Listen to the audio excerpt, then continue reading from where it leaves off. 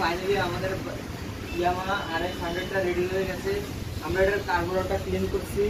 কার্বোরেটরের ভিতরে এই যে এই কাঁচরাগুলো পেয়েছি, কার্বোরেটরের ভিতরে এই কাঁচরাগুলো ছিল, যে কারণে গাড়িটার টোটাল দিলে পিক আপ উঠতো না, রানিংয়ে বন্ধ হয়ে যেত, ধাক্কাইতো।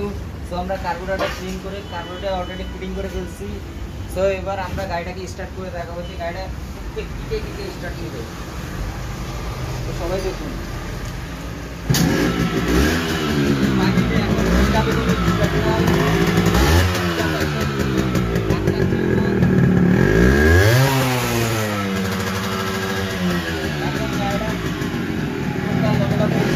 এবং গাড়িটা ধাক্কাবে না।